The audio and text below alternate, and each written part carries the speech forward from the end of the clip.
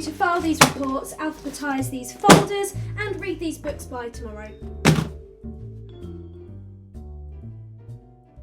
Bosses in the real world can be the worst. They earn more money than you do less work, and always seem to deliver bad news. But bosses in video games are much, much better. They give you the opportunity to release that bottled up rage. They're usually guarding some rare loot, and most of the time they come with an awesome soundtrack. Hello, my name is Bodog, and in this episode we're going to be looking at all of the bosses you come across in the main story of the first Final Fantasy. So, as you can imagine, there will be spoilers from this point onward. You have been warned. Now, there are two kinds of bosses when it comes to Final Fantasy. You have the main bosses,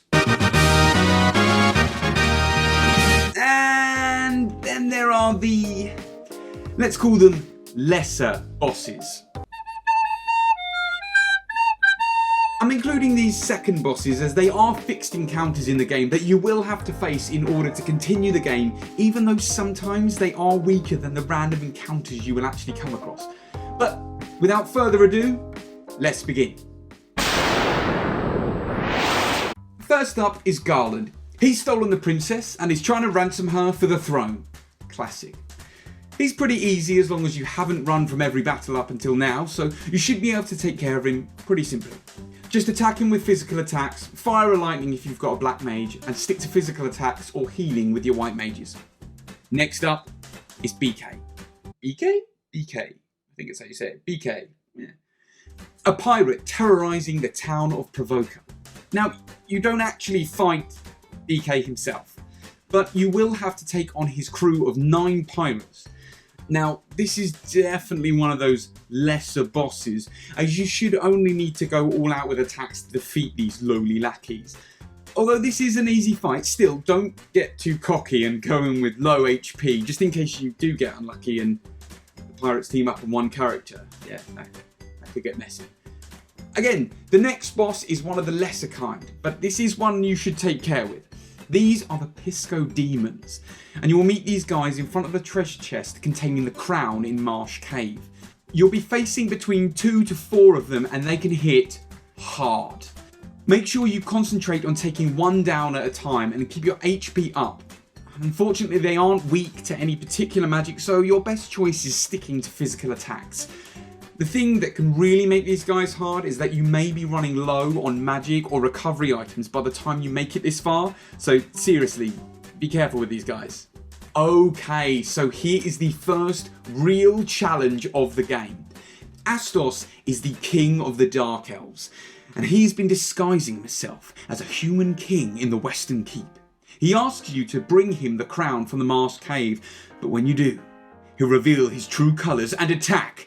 Now, make sure you heal and save before taking him on. He is very strong, and if you die against him, chances are the last time you saved will have been before you entered Marsh Cave. Yeah, that's a long time ago. The best technique for Astos is to use Protect on everyone, use Temper on your damage dealers, and keep your HP up. Just take your time and you will be able to take him out eventually. A word of warning though. He often starts the battle off with an instant death spell, and depending on who this takes out, it can make the battle substantially more difficult. If you are lucky enough to be playing one of the newer versions, you can simply use a Phoenix Down. But if you are playing the original, good luck. Now, it's on to the first boss of the Cavern of Earth. The vampire here is originally blamed for the rotting of the earth and resides on the 3rd level of the cave. Although he is strong, to be honest, the cave itself can be harder than the fight with him, so if you've got this far, as long as you heal up before the fight, you should be fine. Now, he's weak to both fire and dire magic, so have everyone just go ham on him and he should go down after a round or 2. Okay, next up is Titan, and I wasn't sure whether I should include him in this list, but he is classed as a boss, and because he becomes such an iconic part of the Final Fantasy series, I decided I would. You don't have to fight him, just give him the Star Ruby that you get for fighting the vampire, and he moves straight out of the way. So I suppose you could think of him as Final Fantasy's version of Snorlax. Finally, it's our first official fiend. one of the main antagonists of the story. Lich is the real reason for the rotting of the earth since he appeared 200 years ago. He's down on the bottom floor of the Cavern of Earth, which can only be accessed using the Earth Rod you receive from Sada. And, like with the vampire, it can be a challenge just to get through that cave. He is also very strong, but again, weak to both fire and dire magic, so take advantage of this. Using a similar tactic to Astos, you can defeat him fairly easily. Use Protect on everyone, and Temper on your damage dealers. Black or red mages should concentrate on fire magic, and when your white mages aren't healing, they can slam him with the dire magic. Keep it up, and he shouldn't be too much of a problem. Now there is a slight possibility that you could miss this next boss. It's guarding the chest holding fire armour on the lowest floor of Mount Gold. But the armour is very useful for your upcoming battle with the Fire Fiend, so I highly recommend making the detour to grab it. The Red Dragon is very strong, and he has fire attacks, so it's worth setting up some null fire protection to begin with. Then just stick to physical attacks, as unfortunately he isn't weak to ice like you think he might be. Also, keep up your HP, as you don't want anyone going down so close to the next boss, which is Marilith the Fire Fiend. She appeared along with Lich 200 years ago, and she is another of the 4 fiends you need to defeat to complete the game.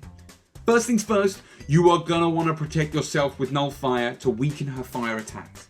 And then you've got the tried and tested Protect and Temper buffs that you've been using for the previous bosses.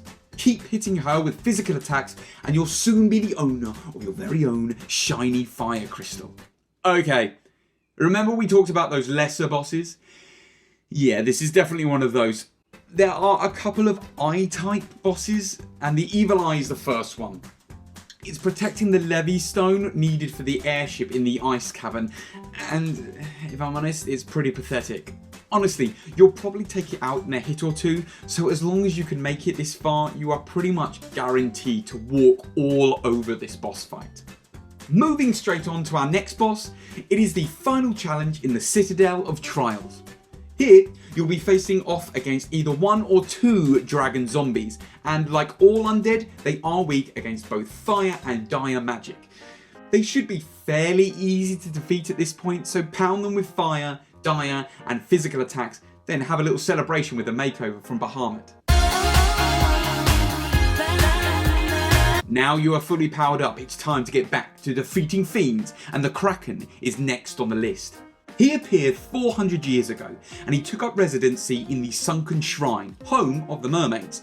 Make sure you explore the top floor of the shrine before heading down to the bottom floor to take on the Kraken. This way you'll have access to all of the treasures to help you, as he can be very strong. Use the same techniques as you did with the other fiends, but by this point you should have haste, which will significantly increase your damage output. He's also weak to lightning, so once you are done buffing your party, you can start hitting him with lightning attacks as well. Keep your white mage concentrating on healing, and you'll soon have your 3rd crystal shining. Now, in order to reach the 4th and final fiend, you'll need to make your way through 2 different dungeons, Mirage Tower and the Flying Fortress. The next boss is blocking the exit from the Mirage Tower, so even though it is a lesser boss, you can't skip it. Don't worry yourself too much about this guy. Stick to physical attacks and you should be able to finish off the blue dragon very, very quickly. Right, I've got a confession.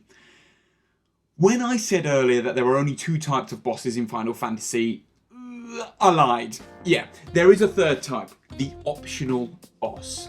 Now, they become a staple in the later Final Fantasy games and the remakes, but in the original, there was only one, Warmech. He is a predecessor to the weapons found in later games and is a rare encounter found only on the top floor of the Flying Fortress.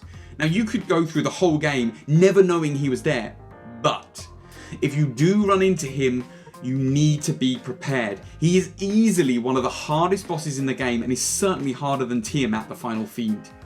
If you run into Warmech, make sure you get protection and invisibility up as quickly as possible.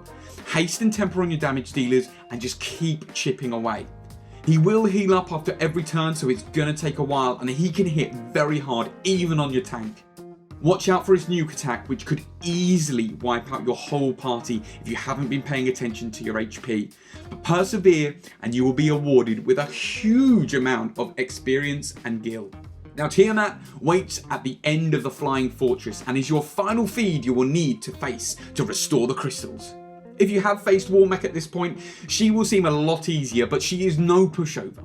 She is strong against elemental magic, so stick to physical attacks boosted by haste and temper, and get some protection up with Null Bolt, Protect and Invis.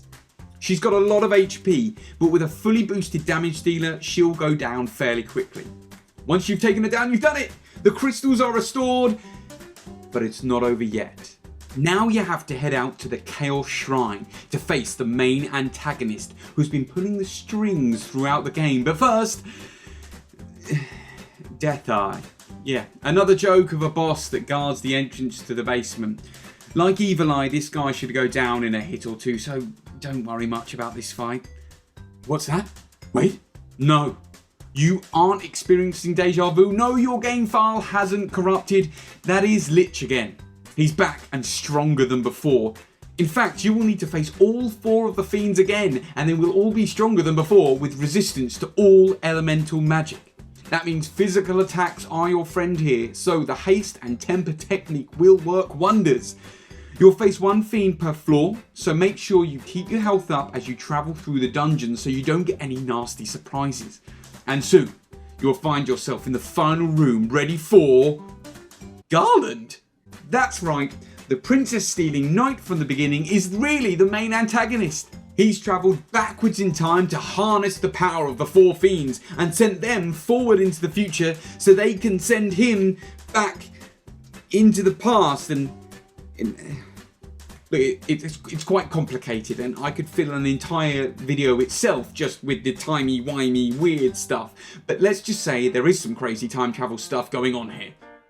Now you are in for a long battle here as he has a lot of health, but if you set up your defences just right, you should be okay.